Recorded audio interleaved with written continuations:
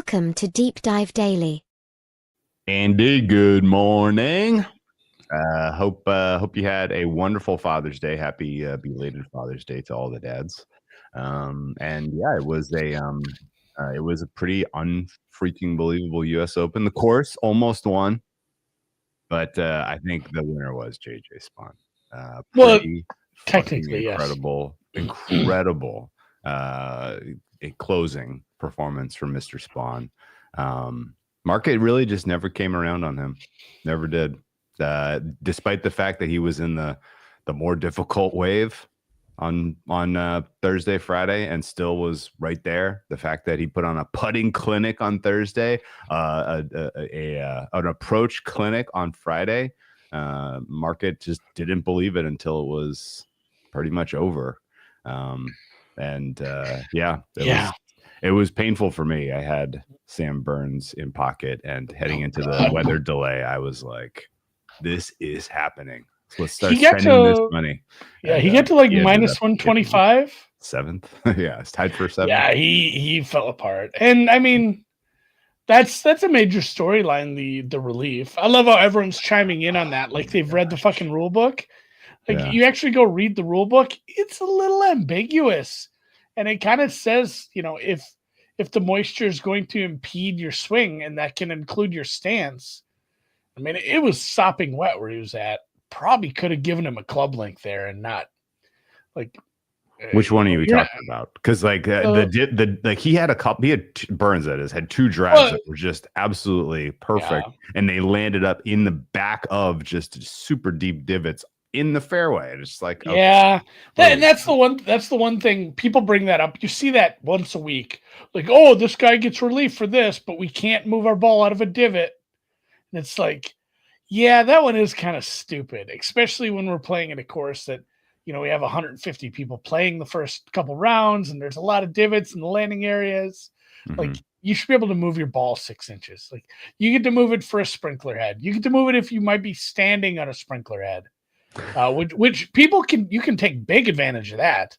You can actually very much improve your lie if it's like, hey, I'm standing on a sprinkler head here, and instant relief. So that one's kind of dumb. I don't remember what hole it was, but it was right near the edge of the fairway, and it was sopping wet. He was in a little bit of a swamp. He got two opinions. They both said no. Number 15 second shot. Yeah, 15, thanks. Yeah. I mean, he was. It was all falling apart for him after 11 anyway. So whatever. And Spaun. Thankfully, I thought Spaun went out and won it, as opposed to having it just kind of land on him, right? Yeah. There was a whiff in the air that this was just going to be musical chairs guy, last guy to make the last guy to make a bad mistake was going to win. Ultimately, the fact that Spaun went out there and just absolutely buried 3% putts. Like his putt on 18, obviously he was going to win regardless. But the one that was his birdie putt on 14 or 15, which was a million miles long. That was at under 10%. Well, just his fight. Honestly, the putt was great, but it was the final two drives. Yeah, because his drive on 17. Everybody's missing the fairways. Yeah, and putting themselves in problems. His final two drives essentially won him the tournament. I'm glad it wasn't. I don't want to say I didn't want Bobby McIntyre to win, but I'm glad. I'm just using as an example because he was in the clubhouse. I'm glad he didn't win based on Spaun having one of those holes where it's oh my God, he really mucked that up, and somebody just wins because he screwed it up. It was almost a little disappointing that when I saw Hovland's ball land, I'm like, oh, he's just going to give him the line. He's a foot further out. That takes a little starch out of it. It did, yeah. But the fact that he sunk it, it put the starch back. Yeah, because that's an exciting. That's a moment, right? Ultimately your championship winning shot is your drive on 17, but you can't celebrate that. You can celebrate sinking the 18th hole putt from a million feet away. Good finish though. Good drama. Who had a worse? Down the stretch? Who was worse down the stretch? Sam Burns or Rocco Mediate? Did you watch any of that? Adam Scott, by the way, took himself out of any contention. Like what are you, well, and 9 the over? thing is too, He had one of the when worst he was overall rounds of anyone for the whole when he tournament. was playing He was top 50. he missed 3 putts by a combined Yeah. 14 millimeters. Yeah. Like Brad and Patrick are having this conversation in the chat about like, hey, there's the butterfly effect, there's the mental effect of, momentum is for sure a thing. It's not measurable. It's not something you can quantify, but there is something. If he makes a few of those putts, maybe Adam Scott is, in the top 5, winning the tournament. Possibly it can affect your mental state. But he went south in a hurry. In the Bet the Process Calcutta, there was a moment where Adam Scott was bringing back $100,000. He ended up bringing back $0. It was just a full liquidation of his comeback, which he started just the when he was very much in contention. I believe it was the 11th hole. Yeah. And Sam Burns puts it in that impossible spot. It's like, all right, Adam Scott, maybe he's going to win this thing. He has a really nice lie. He just has to, or it's not a bad lie. Like he can find the green here, and it bounces into like 6 foot high fescue. I'm like, oh boy. Ooh. And then I think that's the moment I knew like it's going to get compressed, because it felt like people can't make birdies here hardly. How are we going to catch up to these two? And then everything compressed, and that was what was awesome. Like there was Hovland and Hatton and McIntyre and God, who else was right there? Yeah, the 11th hole, both Burns and Scott double bogeyed, and then it was like, okay, it's on. It's funny too. I was watching the Sky Sports version because I like it better. Yes, and they did not show the Tiger Woods thing, so I had to like switch streams. I want to watch that. I spent that nice 2-hour break and went to the beach and had a lovely time. It was a great. You know what I had to do when I didn't watch any of the morning. I did not start watching until the leaders teed off. I just couldn't. I'm like, man, I don't want to watch some of these guys who are like mentally out of it play this course, because knowing like I can't win this tournament, it's going to be rainy. I'm 8 back from even, and I got to play this fucking course. I didn't want to watch those guys have to struggle. Rom did you see the video? Did you see the video of Koepka? Yes. Where he was running because he knew the horn was coming and he didn't want to wait around. He just wanted to get it over with. I love that. And Rom too. Rom is probably a bet for me at the Open. He is. We mentioned this before the tournament. He was so close to having it all together, and he was even closer to having it all together at this one. All time though, like all time great course is beating the shit out of these guys tournament, because the course beat the shit out of these guys, but in the end, it wasn't the attrition. It was someone going out and snatching it. Yeah, it was. Like that's what made it so awesome. I completely agree. I had no idea if he had kids.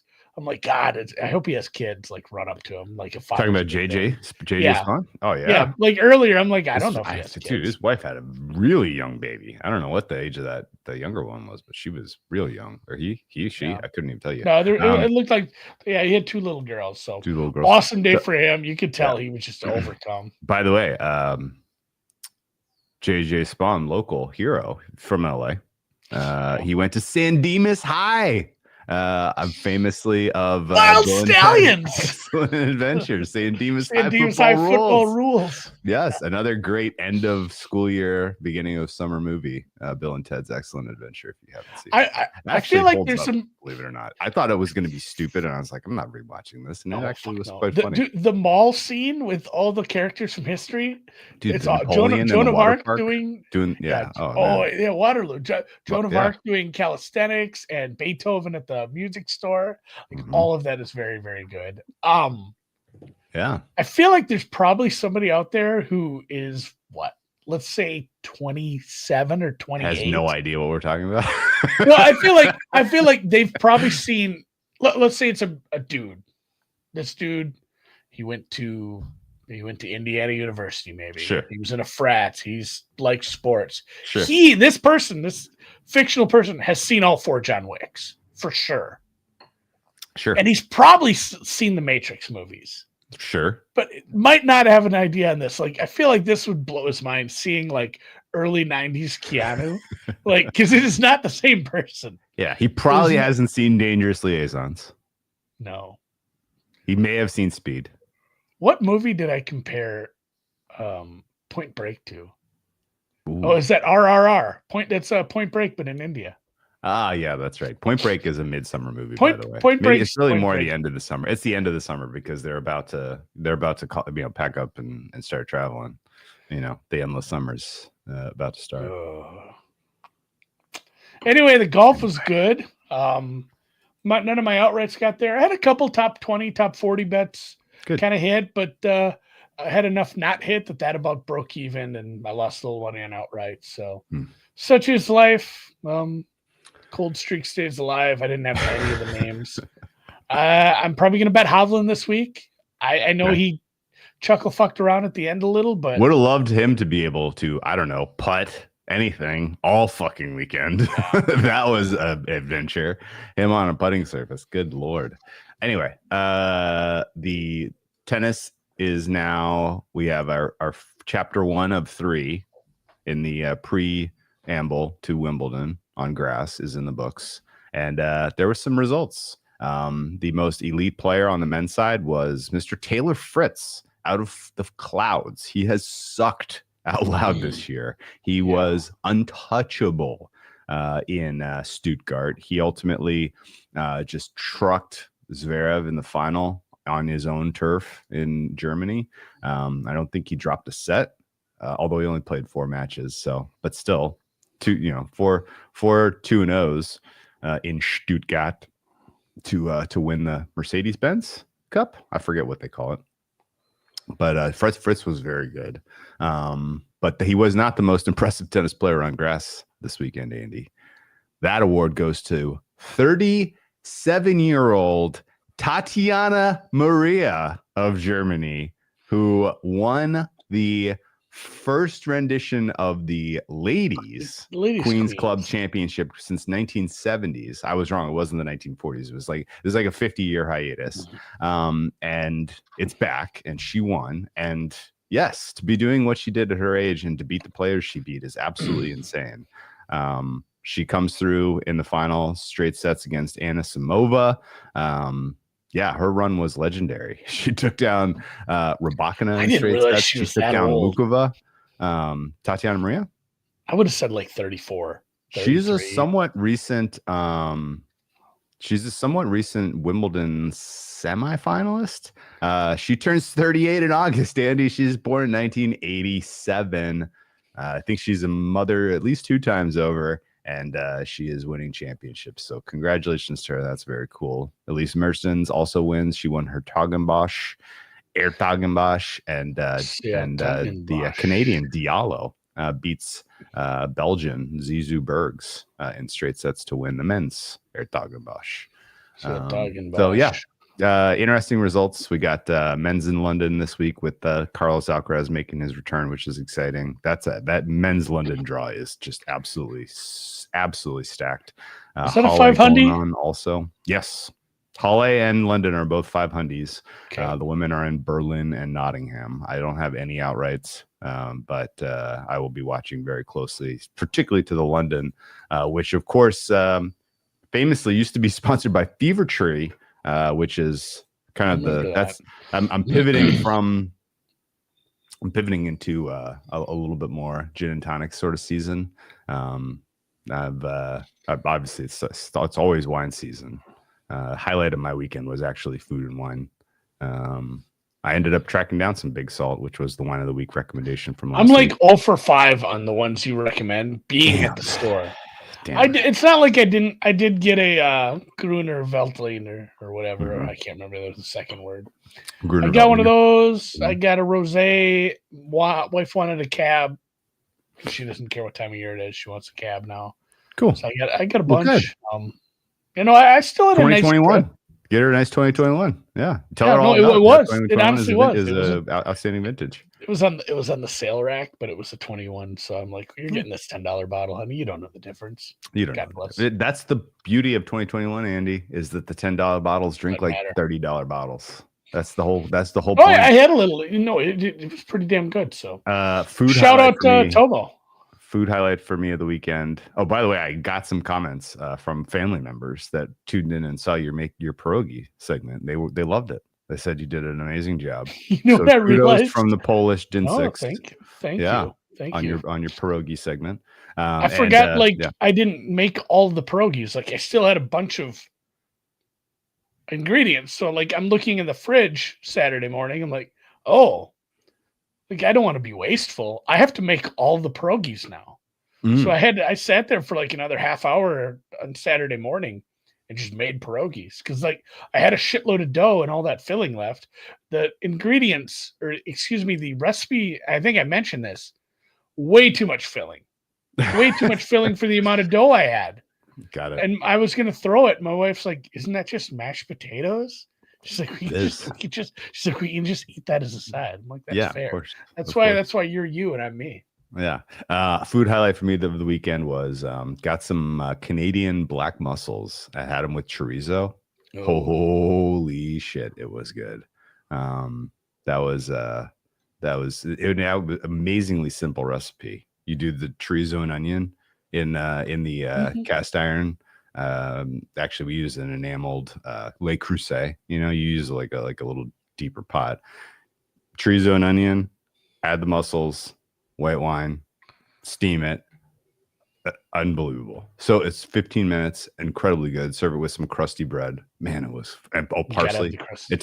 Flat leaf parsley on top. Absolutely incredible. You know what I made this weekend? Because I didn't have any, and I don't live close to it, especially now with the highway is under construction. So what was once a 15-minute drive into town to get to a grocery store is more like 20 plus. Ooh. And it's more annoying. So when I don't have an ingredient, it's bad. It's bad because I just can't cook.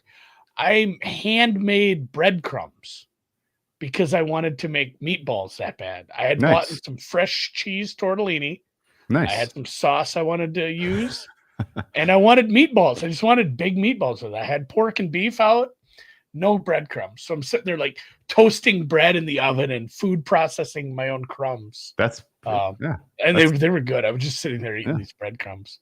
That was probably the highlight. You're like back to Little House on the Prairie days. No, I'm like one of those trad wives. Like I should have my own YouTube channel where I'm just like, all right, we're gonna homemade croutons now, guys. This is what I do. I save all the ends of the bread and I put them in the bag, and then at the end of a month, I make croutons for my husband. They're better than the ones you buy in the bag. Honestly, I have made homemade croutons. They're unbelievably good. No, I made nice size like quarter cup meatballs. Ooh. Like homemade meatballs, just bang, much better.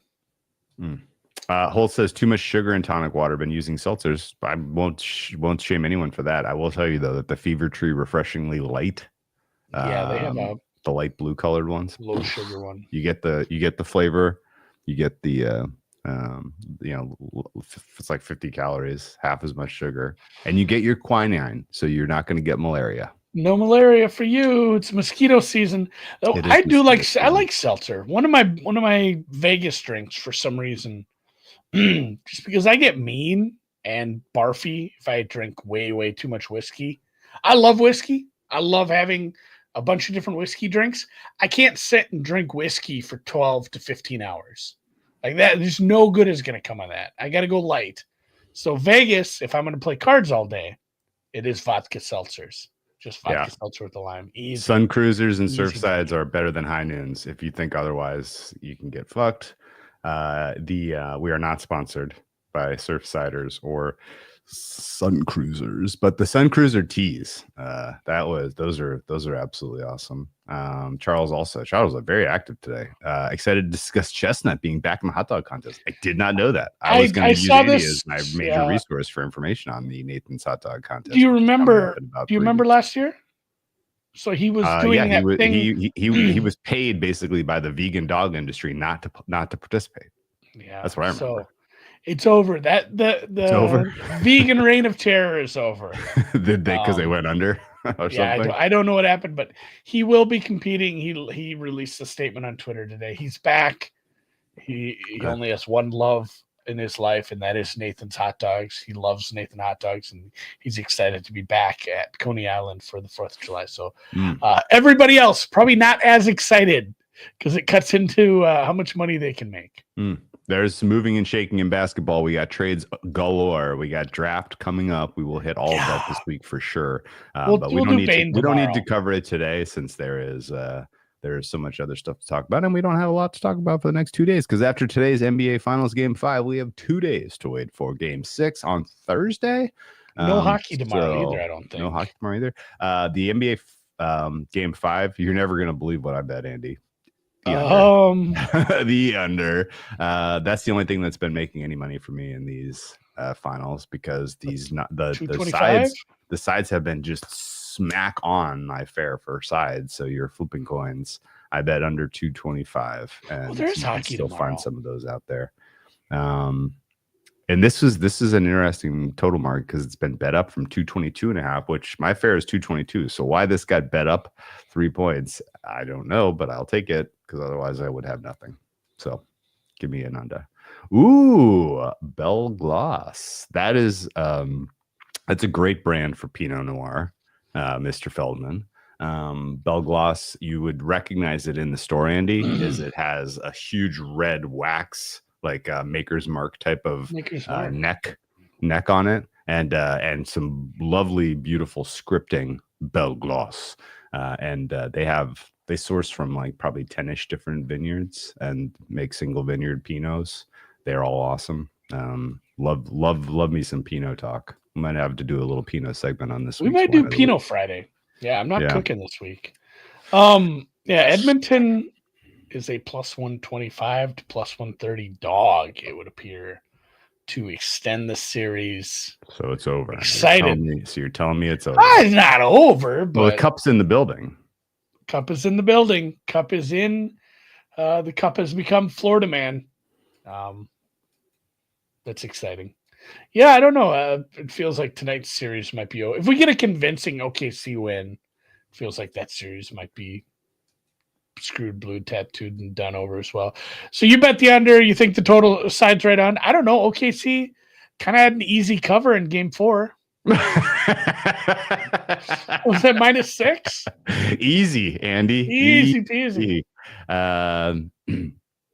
If you had a plot of percent likelihood of the cover throughout the game, it was 0, 0, 0, and 1. Yeah, it was very, very much the end of the game flipped that one in their favor. Thank you, Mr. Foster. I just love the people giving credit to Scott Foster where it's due. You know, finally the guy's getting recognized for his work. All right, let's call it. Good job. I will. Stephen Foster, Camptown Ladies. God, isn't that's who's the guy from Sideways? Paul Thomas Giamatti. Hayden Church. Thomas Hayden Church. He's in Tombstone. He's yelling at Kilmer. He's like, "Oh yeah, that was actually fucking Foster." I think that was like his breakout role. It was very early in his career. Yeah, I just think about it because he's in Tires. He's in that Tires show in season 2. Oh, I have been saving that for this week. I have nothing else to watch. He's kind of good in that too. So, actually, apparently, Thomas Hayden Church's breakout was the sitcom Wings. Do you remember that? Remember the sitcom Wings? Remember Ned and Stacy? I do. I didn't like it either of these. I remember Wings a little. Didn't watch it. Yeah, he was Wings, on Northern Exposure. It was kind of like in the time in my life where I wasn't watching TV. He was on 123 episodes of Wings between 1990 and 1995, and his big breakout in the movies was Tombstone, where he was Billy Clanton. He was really the guy. Ike's brother. Yeah. He really started the whole, started stirring shit up. You can kind of point it. It all comes back to him. Doc winked at him. What are you gonna do? That part's so Tombstone is great. God, now I want to watch that now. All right. Well, let's call it. All right. See you guys tomorrow. We'll talk some hockey. Wings having 123 episodes is a bigger upset than Junior. Awesome. Oh, Ski Profit. Hey, what's up, man? You know, I've been to the airport. You have the Wings Airport? I don't know if it was filmed there or based upon it, but it's supposed to be Nantucket, ain't it? I didn't know that.